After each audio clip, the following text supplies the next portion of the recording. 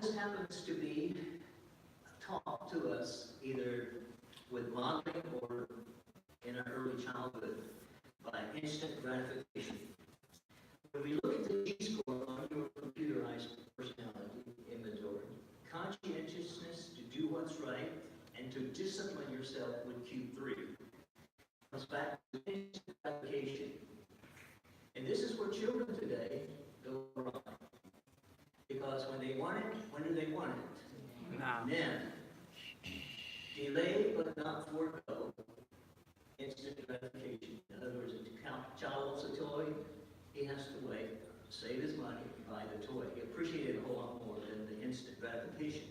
The ability to delay instant gratification helps a person achieve more success in life and in personal finance. Instant gratification usually starts in childhood and can become chronic in some people, leading to financial problems in adulthood.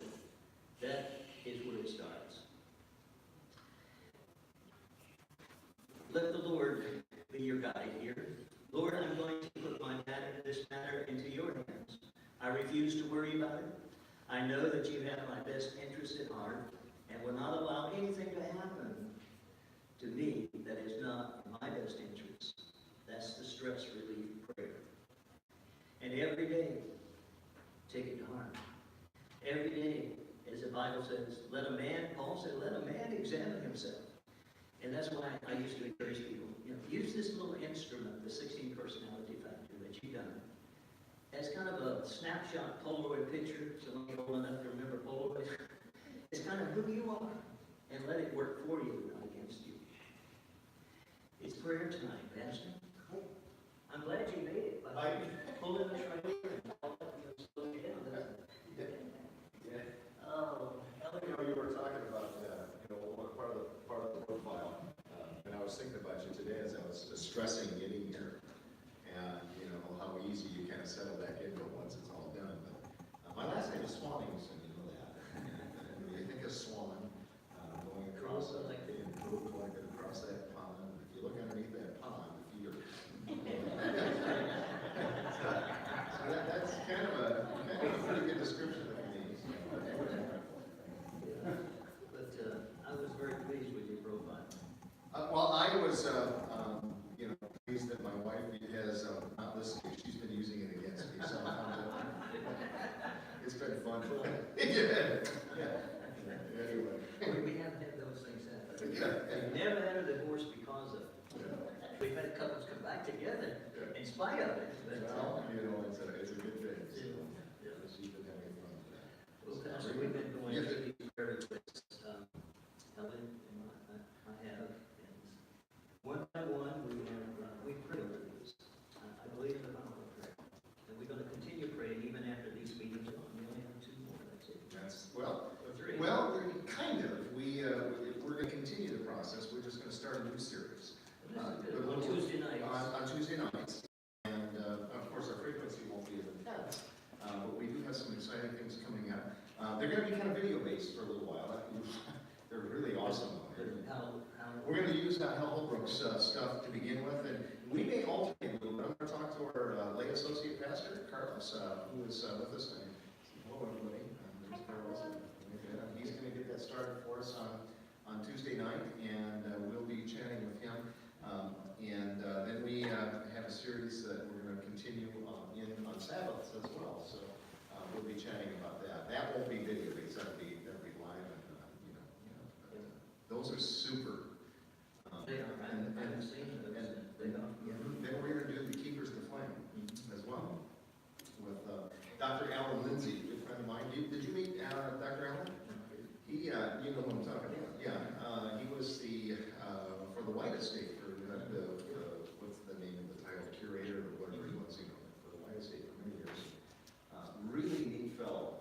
Did an amazing series of videos. They were done back in the late 80s, but it's amazing how well they were done. What's impressive about it is none of the actors in that series, Keepers of the Flame, are professionals. They were all local volunteers that they did. And you know that. It's just like these guys did an awesome job. But he traveled to Scotland, he traveled to Germany, he traveled all over Eastern and Western Europe to do the series. And did an awesome job. And so when you get a chance to see It starts out with the history of Martin Luther in Germany, and very, very impressive to see the history of Martin Luther. And so, yeah. Anyway, so that's who we've got coming up. Most everything you presented here is right from the reformers. Yeah, yeah. What's popular out there today is only within less than 100 years old. That's right. It's been generated by different people, charismatic type people, but I'd rather go with the Word. Amen. So neat stuff coming up. Anyway, we want to pray. We didn't get a chance. What you don't know is that Pastor Ken, Alan, and myself, and Jean, we usually, and Alex, we meet the back group back there, and we pray for you. And just an extra added word of prayer. We didn't, because I'm screaming into this thing here tonight, screeching into it. I would have been here probably a little earlier had it not been, there was a huge dump truck that was in front of me, and I don't know, I think he just decided to dump most of his gravel along the road as he was traveling along, and it was creating quite an interesting dynamic. So I'm glad I wasn't riding a motorcycle. We say this out of the country. Anyway, it was I like an idiot. I thought, well, I'll take the two-lane road. That'll be faster because I'm holding this trailer. No, not so smart. So, anyway, yeah. All right, we're going to have a word of prayer and then we'll turn it back. Amen.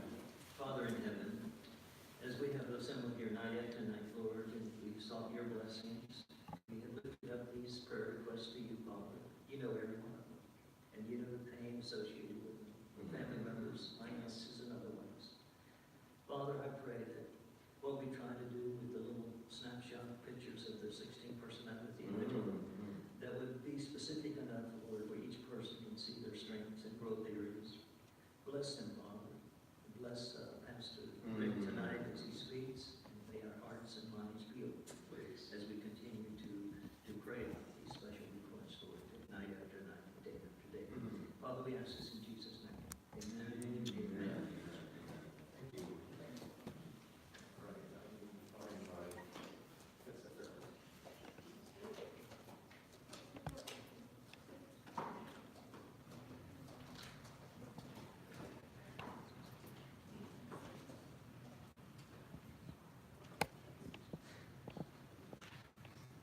Well, I trust everybody made it here tonight. Is everybody that's here making it here all right tonight? Oh, I gotta get mine. Let's see, do I got it open? No, that's not what I want. I closed it. Why would anybody do that?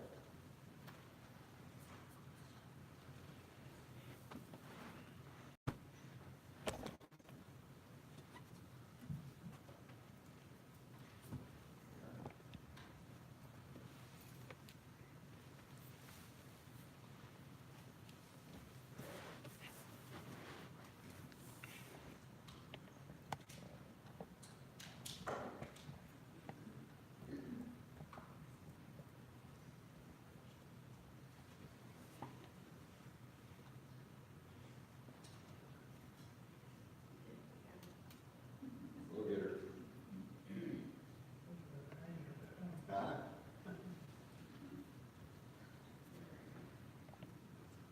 Testing 1, 2, or what? Am I live or memorized? You're live. Is it live? Yeah, it's not live. Okay, there we are. All right.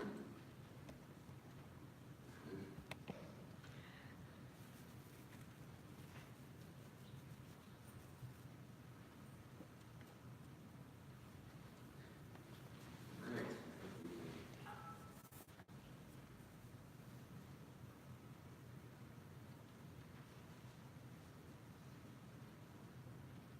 I have a meeting tonight, it says. Thank you. Guess I kind of do that. Let's turn that off. So, when Jesus made his predictions about what is taking place, it doesn't mean that he makes it happen. There is a thought process, and part of that thought process is that we somehow lose our choice, and it's predestination. Jesus knows what's going to take place before it happens, but that doesn't take the power of choice away from it, away from us. It really doesn't. Because if everything's predetermined, well, then there's no hope. You might as well just give up and sit home and watch TV, grab a remote control, and a big old bucket of ice cream, you and I, right? Yeah. Yeah. Every night. Well, that's not good. An occasional treat from time to time is okay. But Jesus said something profound, and this kind of blows predestination out of the water. Grab my guitar and run away here. Is that in your way? It was right in your. Oh, that wasn't bothering you? Here, Melina, I'm going to let you. Can you know how to handle all those. Can you take care of that? Thank you. Jesus said something in John chapter 14, verse 29. He says, and now I have told you before it comes to pass, that when it does come to pass, you might believe. Doesn't mean that he has determined this, or he's made this happen. He's saying, I know what you're going to do. I've told you before it has come to pass, that when it does come to pass, you might believe. So he gives us prophecy not to show that there's no hope, but to hopefully transition our thought process. There's always a way out. The children of Israel had a way out. They didn't have to set their fate. Paul told them that, because you judged yourself to be unworthy. Joshua told the children of Israel, choose ye this day whom you will serve. It was a choice that they made. The children of Israel decided to follow the Sanhedrin, and the Sanhedrin is the one that made the decision. Jesus foretold the Sanhedrin, foretold the event that took place in the Sanhedrin in hopes that they would make a difference and that they would make a change. He says 70 weeks are determined for your people to bring an end to their sin. Come on, bring it to an end.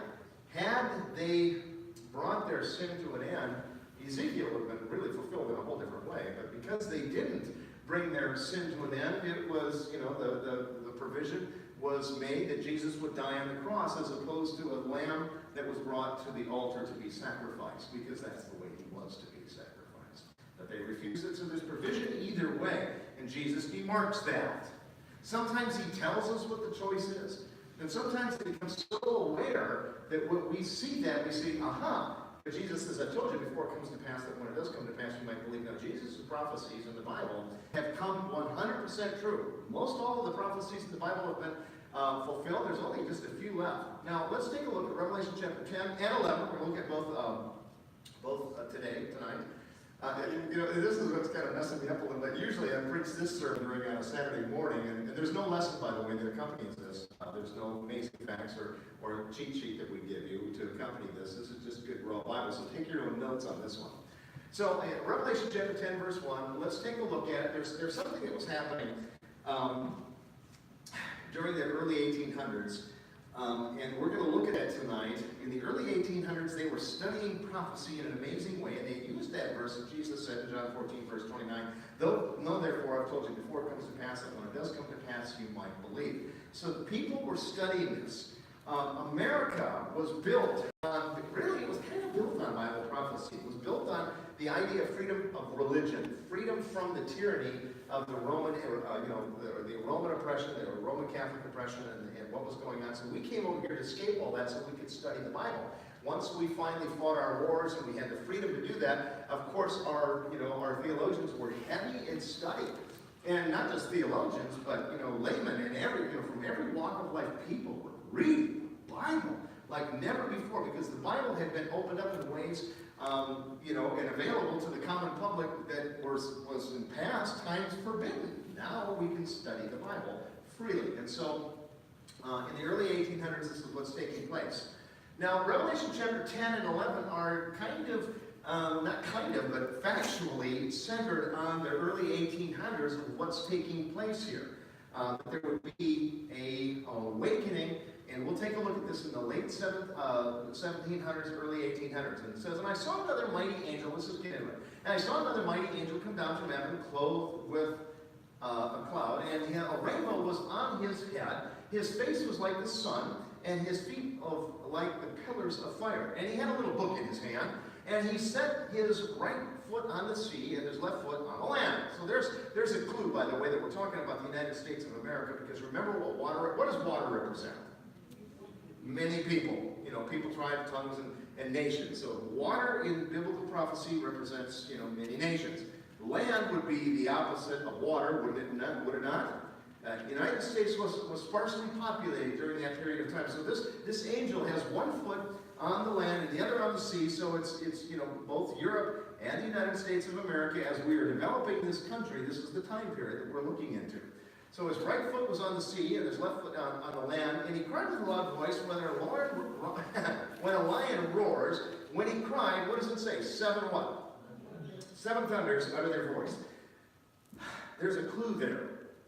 7 is a perfect number, is it not? What does 7 represent? 7 represents perfection. Who is perfect? Only God. So 7 is a number for God. A 777, therefore, would represent Father, Son, and Holy Spirit. Make sense? And that's why the mark of the beast is a 666. It's less than perfection. So who is the 666? The 666 is beast. We know who the beast is. We identified him.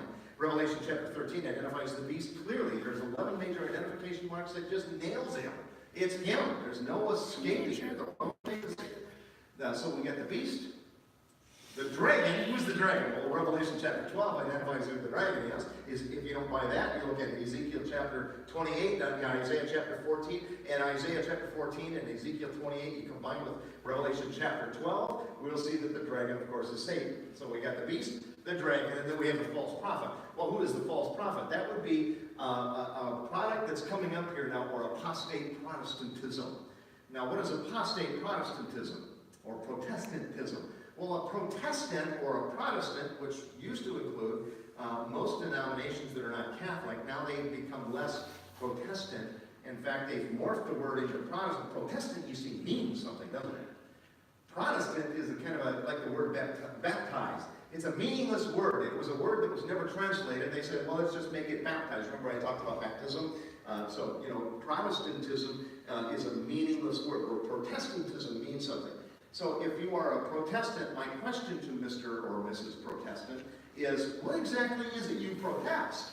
And the answer should be, we protest the Roman authority. Well, what's the Roman authority? The Roman authority says we have power over the church. We have power over all religious things. All doctrine flows from the church and its leadership. The Bible is servile, or servant to the church itself. A Protestant system, no, the Word of God is the supreme authority. We ought to obey God rather than men. Amen? And so, up until the late 1800s, Protestantism were singing off the same sheet of music. They were protesting the Roman authority. That's what it was all about. And many of you were raised in those older, the old Baptist churches, and they were, beating that nail on the head. And just as a late in the 21st century here, really, in the birth of the 21st century, Protestantism was all but washed away. No, we have differences, and it doesn't matter. Everything doesn't matter. Have you noticed that? That argument with everything doesn't matter? Well, yes, it does matter. It does, imagine if the disciples were working with the Jews. It really doesn't matter if I follow Jesus or Bar Kokhba. Now, Bar Kokhba was another Messiah figure that they thought was going to come along, and then, you read the story of Masada, which is an interesting story that leads up to all of these things, these insurrections that was born. Well, that doesn't really matter if I follow this Jesus or that. Let's just all play in the sandbox together, because I don't want to fight. And so, why don't you want to fight? This is a good fight. Fight the good fight. And just because you're fighting doesn't mean that it has to be negative. Did you know that up until, in fact, I preached in the last church, it was in High Springs, Florida. What's the church that was, not the High Springs church, but the one that's up in the country. It's part of the district there. I can't remember the name of the church, but it was the last church won over by debate. Remember that church? The little tiny church, there's probably about 10 members there. They didn't get air conditioning until like 1997 or 98. And you can't hardly get there by car. It's just a little dirt wagon trail that gets back there, and you drive on that little dirt wagon trail. The hitching post is still there. That old wood stove in there. Yeah, that's the one. Wayne Nehemiah was the pastor up there when I was working. Oh, Wayne, that old cowboy. Is he still around? Have you seen Wayne lately? Do you know where he's at? That old cowboy, he was something else, man. He was funny. He used to go out and castrate his members' dogs for him. He just don't do it.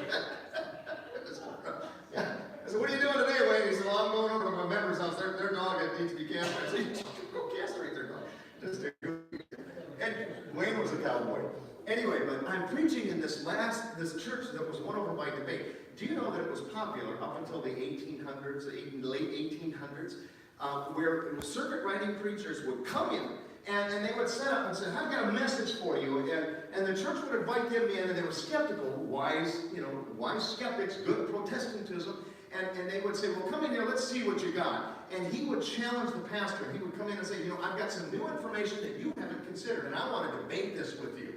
And they would set up the church, and the pastor would be over here at the church, and the new circuit rider preacher or evangelist would come in, and they would talk about things. And of course, in the late 1800s, it was very popular. One of the topics was the debate on the Sabbath. And so they would sit there and they would present their arguments back and forth. Then the church would vote as to who won that debate. And so there's an argument going on. They would present their arguments. Well, the seventh day is the Sabbath of the Lord thy God, the circuit rider would say. And the other pastor would say, well, I don't think it really matters. But it does. And he would go through all the things that you and I have gone through, about the mark of the beast and all this stuff. And the church would then vote and they'd say, hey, what do you want to do? And say, hey, we've made a decision. We serve the Lord. And that was the last church that was won over by debate. That was really popular. It was happening all over this country until, some of the conventions, they would get together and say, oh, we got to stop this somewhere because we're losing our membership. We're losing it by virtue of debate. And this is kind of funny. So a whole new concept comes up. And so, they started challenging their members. I'm your pastor. It's just not healthy to argue.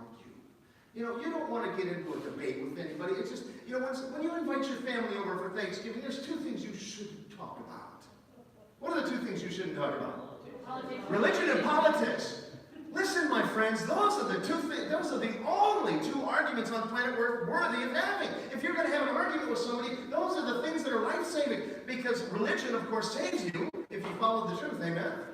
Following Jesus is what gets you there, and the truth about Jesus, the only way to get there somewhere is to cut through all the nonsense and deliver the truth. And politics is the only thing that gives us the freedom to be able to do so. And if you stop fighting for political freedoms, man, it's all over with. And that's what's happened today because, let's not argue about it. Let's just have a nice turkey dinner together.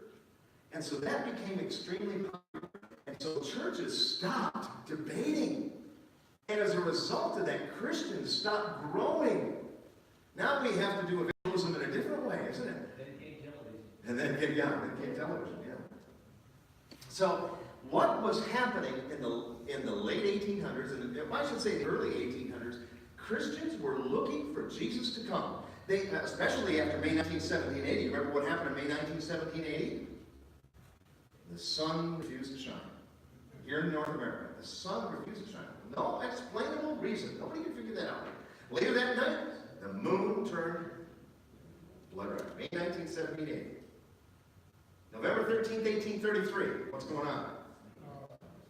Stars falling from heaven. So guys are looking at this. Of course, in November 1st, 1755, just a few years before, the earthquake, the Lisbon earthquake, shook the world. There was only 5 earthquakes before that, including the Lisbon earthquake, that was of any major consequence. And so they're looking at all these earthquakes and stars falling from heaven. And, of course, we just came off of the Revolutionary War. We won that, praise the Lord. And, so wars and rumors of war, they're looking at all of that, Matthew 24, and they're looking at the stars falling from heaven, the moon turning to blood. All these things are transpiring. And they said, and Jesus is immediately after that, after the tribulation of those days, and Christians have never been in so much tribulation, had they been in since the religious dark ages of the papacy, which killed between 50 and 150 million people. And so now they're looking at this, and they said, immediately after that, Jesus is going to come. So they're thinking, hey, Jesus is any second now. And now they start studying Daniel. They start studying Daniel chapter 7. They've been there for a long time because Martin Luther had started that game. And so they identified the Antichrist as the papacy in Daniel chapter 7. Then they started studying chapter 8 and chapter 9, and they looked at the 2,300 years. And others, like William Miller, sat down and started doing sketches and maps and charts and dates, and he starts looking at this stuff, and he says, aha, Jesus is coming again. And so if you take a look at some of the movies that were portrayed in the early 40s, or I should say late 40s and early 50s. You remember the John Wayne movies, Well, remember John Wayne? So John Wayne is doing these movies, and all these cowboy movies were very popular. That was a bad impression, wasn't it? Well, remember, folks. Anyway, what they were doing is, and they would portray these hellfire and brimstone preachers. Give your heart to Jesus because he's coming again any day now. And you would see that in these cowboy movies. The churches were filling up. And you know, Hollywood doesn't get things right very often, but they got that portion of history right because indeed that was what was transpiring in the 19th century. Preachers everywhere were preaching about the second coming of Christ. And so we've got kind of a clue here. 7 thunders. What is thunder associated with? What is thunder? Thunder and lightning. Thunder and lightning. We already know what 7 is. 7 represents perfection or God, 777. That Jesus is second coming. So one of the 7s, Jesus is going to come again. Amen? 7 thunders. This is a clue that this is the topic here, is the second coming of Jesus Christ. The 7 thunders is the second coming of Jesus Christ. We never thought about that before, have you?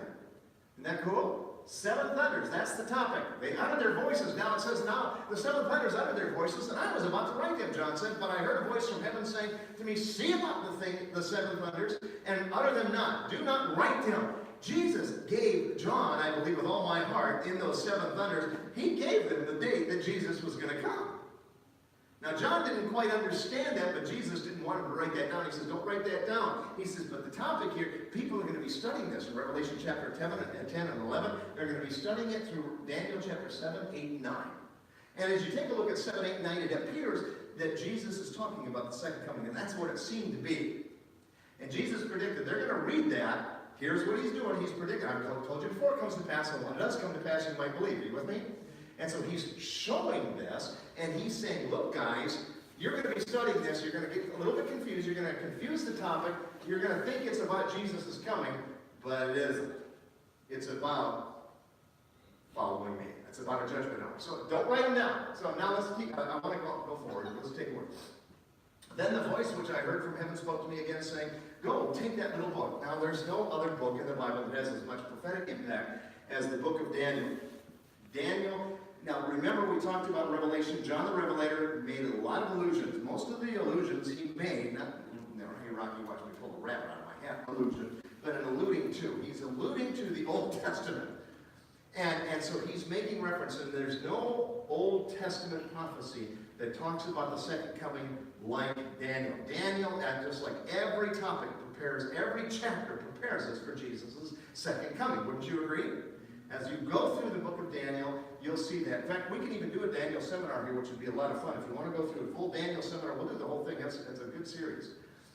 Take that little book of Daniel, which is open in the right hand of the angel who stands on the sea and on the earth. So I went to the angel and I said, give me that little book. And so he said to me, take that book and eat it, and it will make your stomach what?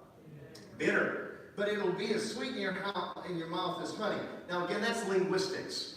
In Spanish, if you're going to talk about a beautiful house, you would say, oh, the house is very beautiful. And in Spanish, you wouldn't construct your sentence that way. You would say, the beautiful, very house. That's how it would translate literally. Am I sort of right? In most languages are like that. So it's just like, it just doesn't seem logical because they put the descriptor word in front and then they add the noun or whatever it is that they're talking about after that. And that's linguistic because obviously, you're not going to have this in your stomach before you have it in your mouth. Am I right? You're going to have it in your mouth first and then it's going to make its way down to your stomach. And I don't think John was regurgitating something and going, and that's not what it's talking about. So I took the book and I ate it. It was sweet in my mouth as honey, and after I had eaten it, it made my belly bitter. So he's eating it. Now, nobody eats a book. But you've heard your teacher say, take this information home and digest it thoroughly. Now, so, and the kid comes back, oh, the dog digested it. The dog ate my homework. That's not what we're talking about here, is it? We're talking about eat that material up, soak it in, let it digest into your soul. Get this thing, and boy, as you read this is sweet stuff. Is there any sweeter message than the second coming of Jesus Christ? Now, if you expected Jesus to come on a certain date, and I feel bad for the Baptists because they had predicted that Jesus was going to come in the 80s, the late 80s, 1988, they figured Jesus was going to come because 1948, 40 years later, Jesus is going to come. They were very, very disappointed that Jesus didn't come on that day. Wouldn't you be? The same thing happened in 1844. When I took a little book out of the angel's hand and I ate it, it was sweet in my mouth as honey, but when I had eaten it, it made my stomach what? Bitter. So it's talking about the Bible's longest, most amazing prophecy found in Daniel chapter 8:14. Daniel 8:14, again to review, we've gone through it several times, but let's just go. So Daniel 8:14, and he said unto me, in 2,300 days then shall the sanctuary be cleansed. So we got a full 2,300 day prophecy here. Very quickly, Daniel got sick and tired because he was disappointed because he had assumed that it meant that Israel would be in captivity for an additional 2,300 years. But later in Daniel chapter 9, Gabriel comes back and starts explaining the dream to him. And as he explains the dream to him, he breaks it down. He tells him that 70 weeks are determined for your people. So first off, 70 weeks are determined for your people. That's this time period here. Now, after the 69 weeks, Messiah will come onto the scene, and that will demark the beginning of the 70th week. Jesus comes on the scene, he's baptized, he's called the Anointed for the first time, and it says, Daniel 9:26, the Messiah will be cut off, but not for himself. That's talking about the cross. So in the midst of the week, Jesus is cut off, but not for himself. Then the end of the 70th week, which is 70 weeks, are determined for your people to bring an end to your sin. What was their sin? It was their refusal to accept Jesus Christ. He worked with them, and he loved them so much that even after he died on the cross, he gave them an additional 3.5 years to repent of their ways. And that kind of shows you the love of Jesus. He always gives us that extra margin for error, just in case we decide to change our mind. And just in case they decided to change their mind, he gave them an additional 3.5 years. What happened in 3.5 years later, in 34 AD, Stephen was stoned in demarking the end of the decision to follow Jesus. They said, no, we officially make the decision today. The Sanhedrin decision was made in 34 AD. We officially, as a nation, reject Jesus Christ. This is the official stance of the Jewish nation. And that happened in 34 AD, and that's when Paul comes on the scene, for Saul at first, and then Paul. And he comes on the scene, and he later, after he finds his Damascus experience, he goes to him and he says, you children of Israel, he says, it was necessary that this message go out to you first because you had 70 weeks to do it, but because you judged yourself to be what? Unworthy. Now the message goes out to the Gentiles. So the message has been going out to anybody that will take it forward to the cross, to all the nations of the world. Now what remains left in that prophecy is about 1,810 years. If you start the date, which they all begin back in 457 BC, from the command to go forth and restore Jerusalem until Messiah, the Prince, and then the cutoff of the Prince, and then the end of the Jews, the 70, shall be, which was found in Ezra chapter 7, verses 11 through 26. It says Ezra 11 through 13 that, you get but the whole decree happens in 7:11 through 26. So the decree goes out 2,300 years later, or 1,810 years later after the cross, or after the cutoff of the Jews, the 70th week. You land in the year 1844. Now, what was going on in 1844? Again, this new revival that Jesus is coming again. And people are reading this, and they did the math. They did it backwards. They did it forward. And again, I'm feeling bad because I know some of you weren't here to meet this whole lesson. I'm trying to give you as much as I can, but it does take a few minutes to sit down and study. But once you do it, the math is really quite easy if you just do it. And you will see, and if you were living in 1833, seeing the stars falling from heaven, and then you read this prophecy, and you followed the dates up, followed the dates up, followed the dates up, followed the dates up, your natural conclusion would probably be, yeah, Jesus is going to come, and it seems like he's going to come in 1844. And so the Bible predicted that there would be a terrible disappointment, a terrible, bitter disappointment in the year 1844, and that's exactly what happened. Well, Revelation chapter 10 predicted they were going to be disappointed. And indeed, they were disappointed, because 1844 came and left, and nothing on earth happened. Something was taking place in heaven, but nothing on earth happened. That is, except for the disappointment. Now it said to me, after that you must prophesy again about many peoples, nations, tribes, and tongues. And there was given unto me like a reed, like unto a rod, and the angel stood saying, rise and measure the temple of God and the altar and them that worship therein. But the court which is without the temple, leave it out and measure it not. For it is given unto the Gentiles in the holy city, shall tread underfoot 42 months. Of course, that's a reference to the 1260 years of papal supremacy from 537 AD to 1798 AD. And so, so we know it's after that. We know that these people can prophesy again. And they were told, don't be basically what they're being told here is, don't be disappointed. Examine your work. Examine the temple services and figure it out. And so there were those that were later, after 1844, a fellow by the name of Hiram Edson. He went into his barn and he had a special prayer meeting with other leaders, and they sat and they prayed and they prayed and they prayed, and they said, let's re-examine this whole situation. And they discovered that the sanctuary that was on planet Earth was nothing more than a miniature sandbox illustration of what was actually taking place in heaven.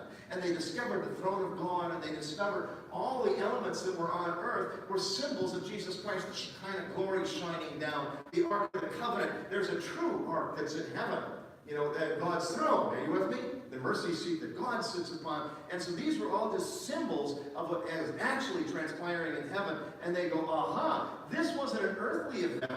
Aside from the disappointment, it's Jesus in heaven saying, this is the time of the end. Today, October 22nd, 1844, we're going to start the clock now. This demarks the time of the end. It doesn't demark the end of time. From that clock, from that time, it's the time of the end. Now, time will be short. It won't be long until Jesus comes after October 22nd, 1844. Now, we don't know what time that is. Jesus says, no man knoweth the day or the hour, right? And we're not going to know. So anybody that sets a date is cuckoo in the head. There's no dates that are set. In fact, Revelation says that after that, Bible prophecy, after that, there will be time no more, meaning there's no more time prophecy. It's all over with. 1844 was the last time prophecy that was demarked. And that is the starting of the clock. You know, it's like you've got 1 minute left or 3 minutes left. I don't know how much time is left, but that's when the stopwatch was clicked in 1844, demarking the time of the end. Does that make sense? The time of the end is different than the end of time, because the end of time is when Jesus comes. That's when we throw our watches away. The only reason we measure time is because we're so limited on it. We only got 70 years, and so we measure time. When Jesus comes, we'll live for eternity, and who cares if it's an hour, a day, a month, a year, a billion year, because it just doesn't matter. We'll be alive for eternity, amen? So time will come to an end, metaphorically. I mean, time will still go on, obviously, but what a day that will be, amen? So it is given on the for 42 months. So we know the time period. And I will give power to my two witnesses, and they will prophesy 1,260 days, clothed in what? So that's another clue. That's during the religious dark ages. If you understand what those two witnesses are, we're going to identify them biblically here in a minute, but I'm going to give you a clue. Jesus said, these are the scriptures, they are they which what? Testify of me. Scriptures testify of him. Your Honor, present your, attorneys, present your witnesses. The witness is going to come up and sit up. You swear to tell the whole truth, and nothing, the truth, the whole truth, and nothing but the truth, so help you God. I do. Sit down and give your testimony. What is that person called? A witness. What does a witness do? He tells his testimony. So what is a witness? Someone that tells testimony. These two witnesses, Jesus says, these are the scriptures, they are they which what? Testify of me. Is it possible that the two witnesses that Jesus is talking about, just logically speaking, I'll show it scripturally here in a second. Is it possible that Jesus is talking about the Old Testament when he was saying that? These are the scriptures. The New Testament hadn't been written yet when he said that, right? So what is he talking about? The scriptures. What we would call the Old Testament. Yes? These are the scriptures. They testify of me. They come. So Jesus is talking about that. Now what does the New Testament do? Does it tell us about Jesus? Yes or no? Well, it's all about Jesus. It's the fulfillment of the Old Testament. Am I right? So we know that the New Testament testifies of Jesus, and we certainly find out from Jesus' own words that the Old Testament is a testimony of Jesus or a witness of Jesus. So is it logically possible that the Old and the New Testament are the two witnesses found in Revelation chapter 11? Well, I think so. Let's look at it. Let's see.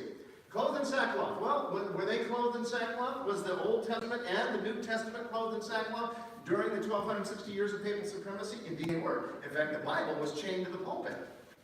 If you were caught with a copy of a Bible, that was heresy, and you were probably in danger of losing your life unless you surrendered your Bible to the church. They didn't want you reading the Bible because they knew that you would read Daniel chapter 7. And Daniel chapter 7 was identifying the papacy as the little horn or the Antichrist. They didn't want you reading Revelation chapter 13 because they knew if you studied Revelation 13 and if you spent time in the Bible yourself, instead of listening to somebody else spoon-feed you theology, you wouldn't get this. And so they made it a crime to read the Bible. And people that did read the Bible, that's how Protestantism started. Because they were reading the Bible. The Waldenses, man, wait until you see how they were put to death.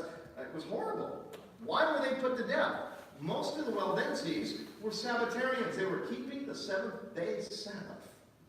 They were making copies of the Bible during the 13th and 14th century, making copies of the Bible and giving them to anybody that would have it. And as they were studying the Bible, the papacy realized that these guys have gone too far. They've identified us, and so they put them to death. They killed them all, or tried to anyway. So religious dark times, 1260 years, you can see it time and time again, time and half a time, dividing of times, and that, if you do the time is 360 years. Daniel said, let 7 times pass over ye thee. That was King Nebuchadnezzar in 7 years. So a year and a time are one and the same. So a times, and a dividing of times, or a half a time, that would be 3.5 times, or 3.5 years. You do 3.5 times 360 equals 1,260 days. I've appointed each day for a year. So 3.5 times. So we have Revelation 1,260 days, Revelation 12, 14 times, time and half time again, and then Revelation 13, verse 5, it says 40 and 2 months, again, 30 days in a biblical month, all adding up to the same time period of 1,260 days. So there's the times, dividing the times. I did the math for you already. You can kind of see it. Ezekiel 4:6, Numbers 14:34. I've given you each day for a year. Again, very simple. We've done that already, so we'll move on. Jesus said in Revelation to John, and he said, what are these 2 witnesses? Well, don't you know? These are the 2 olive trees and the 2 lampstands before the God of the earth. So these 2 lampstands, the olive trees, that's what the 2 witnesses are. Well, now we got to understand what that means. And if anyone wants to harm them, he must be killed in this manner. These have power to shut heaven so that rain falls in the days of their prophecy. And they have power over the waters to turn them to blood and to strike the earth with the plagues as often as they desire. So we'll talk about it. Is it Elijah and Moses? No. Let's take a look. In Zechariah chapter 4, it says, now the angel who talked with me came to me and wakened me, and a man who was awakened out of his sleep, and he said, what do you see? And Zechariah says, so I said to him, I'm looking, there are lampstands. Lampstands. Are you with me? And solid gold with a bowl on top of it, and the stand, 7 lampstands with 7 pipes and 7 lamps. 2 olive trees. There's your olive trees. By it, again, you see all the symbology of God in heaven. By it, one on the right bowl and the other at its left. So I answered and spoke to the angel who talked with me, saying, what are these, my Lord? And then the angel who talked with me answered and said, do you not know what these are? And I said, no, my Lord. So he answered me and said, this is what? The word of the Lord to Zerubbabel, not by might, not by power, but by spirit, the Lord of hosts. And in 2 Peter chapter 1, verse 21, for prophecy never came by the will of man, but holy men of God spoke as they were moved by the Holy Spirit, and they wrote it down in a book. And we call that the Bible. Are you with me? The Old and the New Testament, those are the 2 witnesses. They testify of Jesus. By the way, I get asked all this question a lot. Well, what about the missing books of the Bible? How is the Bible canonized? And the simple answer to that question is if it declares Jesus. If it points to Jesus somehow, that's how it becomes. And only the Old Testament and the New Testament is a declaration of Jesus. The Old Testament, a declaration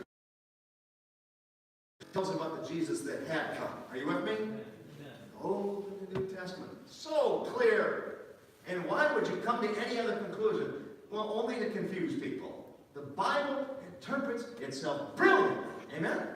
Just brilliant interpretation. So you don't need anything else. You diligently search the Scriptures because in them you think you possess eternal life. Jesus says memorizing the Scriptures isn't going to do it for you. They which testify of me. See, the scribes and the Pharisees, they tested him often. Hey, what do the Scriptures say? What do the Scriptures say? The scribes, of course, they had it all memorized. The Torah. I mean, can you imagine Genesis, Exodus, Leviticus, Numbers, and Deuteronomy memorizing those 5 books? That was a requirement. Man, they did this. They knew their Bible. But it didn't say who did it. My goodness, the devil knows the Bible. And Jesus is telling them, memorizing the scriptures isn't going to do it for you. It's the scriptures that what? Testify of me. Jesus saves, not memorization. They are they that testify of me. Your word is a lamp unto my feet and a what?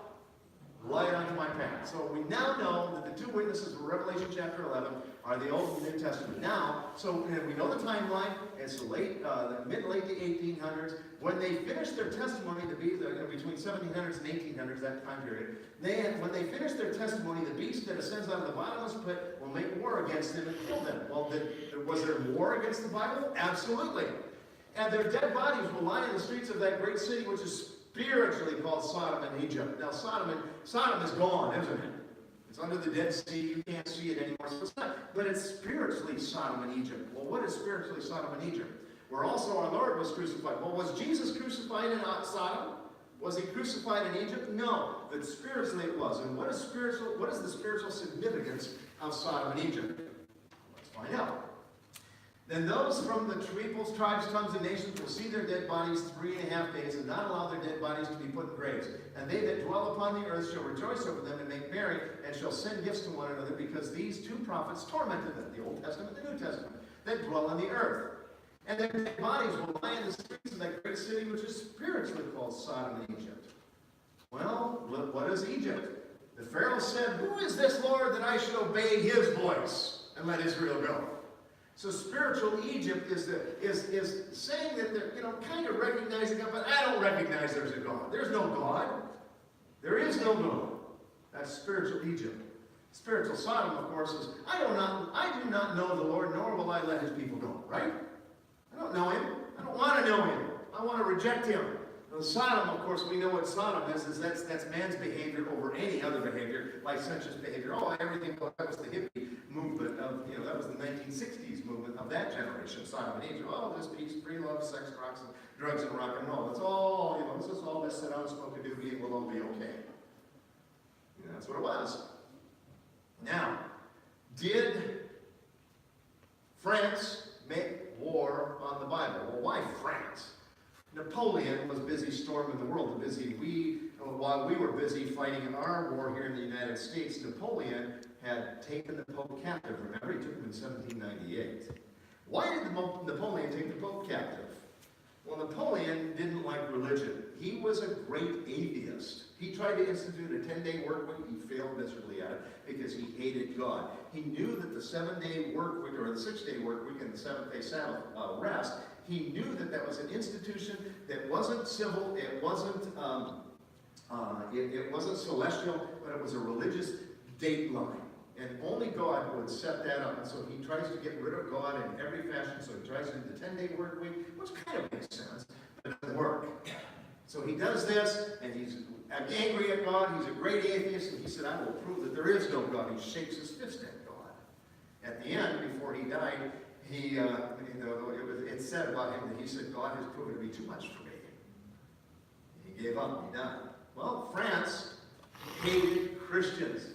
Man, I don't want to leave this picture because it's a beheading. It's kind of gross. And so, did they make war? Well, let's take a look. What's going on in France during this time? Well, there was a book that was written by Thomas Paine. It's called The Age of Reason. And listen, it was required reading when I was in school. I had to read this stupid thing. What a dumb book. I mean, it's all, well, there is no God. You can just, a man kind of has his own destiny, and you can kind of reason things out. And God was replaced in France by the goddess of reason. She's a vile woman. She's right there in Paris, France to this very day. So they worship this vile woman, the goddess of reason. Let's all just sit down and reason together without God. And of course, now atheism comes in. Atheism. Evolutionism is beginning to take place, but did France make war in the Bible? We'll look at atheism and evolutionism here, and then Marxism comes in right at the same time. But did France make war in the Bible? Well, she did actually. In 1793, a decree was passed in France Assembly forbidding the Bible, and under the decree, the Bible were gathered and burned, and every possible mark of contempt heaped upon them. And all the institutions of the Bible abolished. Baptism and communion were abolished. The being of God was denied, and death pronounced to be an eternal sleep. Never wake up again, that's it, you're dead forever. The goddess of reason was set up in the person of a vile woman publicly worshipped. She's there to this day.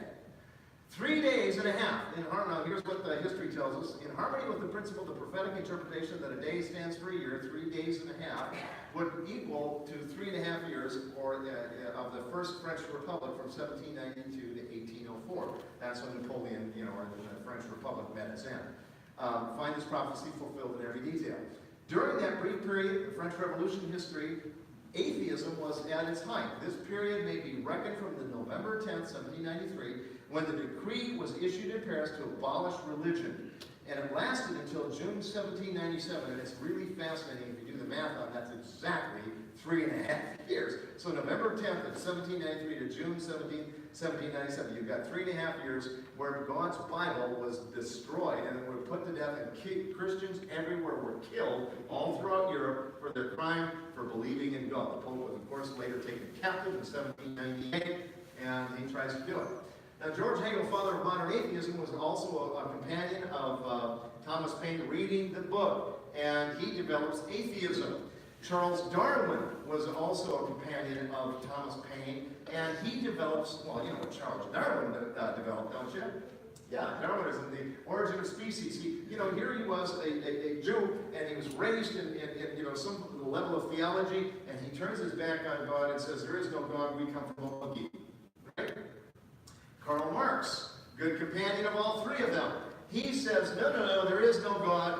God is government, government is God, I'll be your God. Surrender your lives over to government. Give government total control. And Marxism, or communism, is now born. And we have that growing fast and rapidly in our country, or the desire by the progressive left. Oh, they would love if they could possibly institute communism. Oh, they love it. The problem is with communism, it hasn't been done right. If we could just do communism right, it would work. If everybody would, the idea of everybody shares equal wealth, everybody gets the same. We put all the money in a big pot. Wasn't Jesus a communist? The people living, wasn't Jesus? No, Jesus wasn't a communist. Jesus was a philanthropist. What do philanthropists do? They give all their wealth. There's a difference between communism and philanthropy. Jesus was a philanthropist. He gave it all. He goes beyond philanthropic giving because he continues to give. Amen? You see the difference? And so communism is replacing God with government. All these three institutions, and Sigmund Freud, this sickle wackadoo. This guy, he was the first pervert. You've heard of the first lady. Now, he's not the first pervert in number, but he's the first and most important pervert of all perverts. He's the first pervert, Sigmund Freud. And I was angry when my daughter said she wanted to study psychology because they haven't eradicated Sigmund Freud's thinking process in the schools. Now, if you don't know the history of Sigmund Freud, and Pastor Ken, I don't know how I'm going to clean this up, but I'll just do the best I can. He was convinced that all your mental ills was your desire somehow to have a relationship with mom or dad. And when I'm talking about a relationship, I'm not talking about a nice relationship. I'm talking about and everything, every symbol on earth, everything that you had, toys in your hand or anything, was some sort of either male phallic symbol or some sort of symbol of you get the idea. The guy was a sick wackadoo. He was obsessed with sex. And every diagnosis he would diagnose people with was some sort of sexual perversion. And somebody came up to him, some smart guy came up and said, that cigar you have, you say everything's the male phallic symbol. Hey, what about a cigar? Oh, sometimes a cigar is just a cigar. The guy was, like I said, like the first lady is not the first lady, there's other ladies around, and but she's the first in importance. He's the first pervert. And I said it. He's the first Sigmund Freud. And we used that all the way up into the 60s and the 70s, and then finally somebody came along and said, we kind of need to eradicate him from Christian education. But sadly, it's not all gone. It's still the sick, wackadoo stuff that this guy came up with. And his mind was bent. I hope he gave his life to Jesus just so I can slap him when we get to heaven, and then have him, be forgiven. I just said it, didn't I? I'm sorry. Yeah, and then it'll all be made well, because that's what Jesus is setting up. But wow, Wow, you know, and this is what's happened to our society. And now we got all of these converging together in the early 20th century, and boy, has it taken off like wildfire. Am I right? And Voltaire, this is a French philosopher, Voltaire says, I'm weary of hearing people repeat the 12 men established the Christian religion. I will prove that one man may suffice to overthrow it. You know, it's interesting, right in France where he made that statement, Pastor, you remember what's there now? A Bible depository of thousands of Bibles right on the very spot that Voltaire made that statement. Just what an epitaph to him. And they heard a loud voice from heaven saying to them, come up here, and they ascended into heaven in a cloud, and their enemies saw them. So again, they're resurrected again. The British Bible Society, after the 1798 was developed. Shortly after that, the American Bible Society, and now, you know, the Gideons and so forth are busy getting the Bible out there. People are reading their Bible again, and now they're reading and studying the wonders of Jesus, that Jesus indeed is coming again. We just don't know the hour. Now, after the 3.5 days, the breath from God entered in them. Of course, we see that happening. That prophecy has been fulfilled. And they heard a loud voice from heaven saying, come up here. And they ascended to heaven in the cloud, and their enemies saw them. So it's all pointing us now to Jesus' second coming. Makes sense? And that same hour, there was a great earthquake. What hour was that? Well, the great earthquake, November 1st, 1755. And the 10th part of the city fell in the earthquake, and there were slain men about 1,000, and a remnant were affrighted and gave God glory to heaven.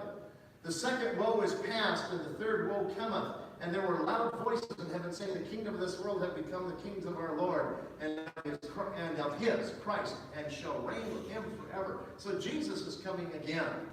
Revelation 11:16, it says, and the 24 elders which sat before God on their seats fell upon their faces and worshipped God, saying, we give thee thanks, O Lord God Almighty, which art and was Jesus the life giver. And what? And when he... Thou art worthy, O Lord, which was and art to come. Thou hast taken thee great power.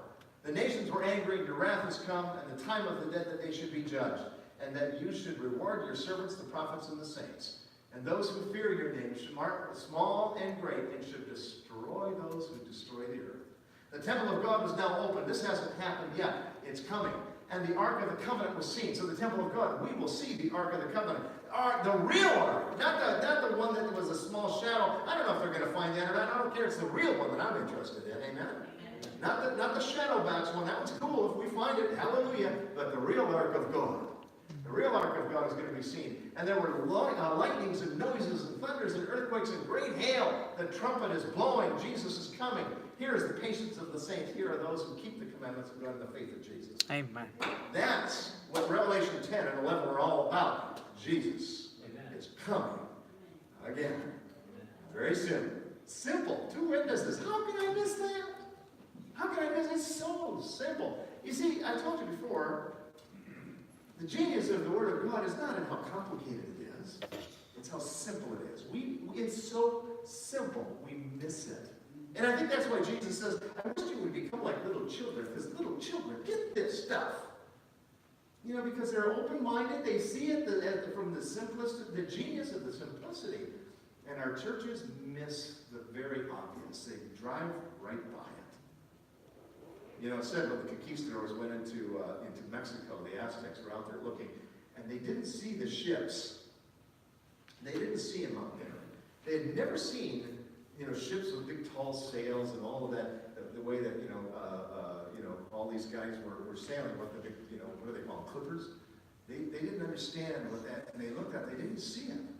And until they started rowing ashore, all of a sudden they seen it, because their eyes couldn't understand what they were saying. It was right in front of their face. They couldn't understand. And then of course they rowed ashore, and they met, the chief met up, and oh, look at you guys, what is that? It was right there in front of your face. I was sitting there looking out at the ocean for days, and I never saw the thing. I saw you just parked out there while we were kind of deciding whether or not we were going to come ashore. And so humans are kind of the same way. We miss what's right in front of our face because it's just so easy to see, and we miss it. But you have seen it, and I hope you accept it. The genius of the Word of God. He is simplicity. Let's pray. Amen. Father in heaven, thank you for loving us. Thank you for another excellent night of studying your Word. Every day we spend with you is precious, and more precious than even the day before. And I pray for those that are still maybe in the valley of decision. We've given them the opportunity for the baptismal certificate to be filled out, and They're deciding right now. Perhaps they've made their decision. I know there's 1, 2, or 3 more maybe that still need to make their decision. And I pray that you will draw them in close to you, for we need you. We need you to wash us, clean us, and help us to accept your word, even in its simplicity. Father, we just love it, that it is so clear, so crystal clear. Thank you for opening our eyes, is our prayer. In Jesus' name, we all say. Amen. That's it. How about that? We even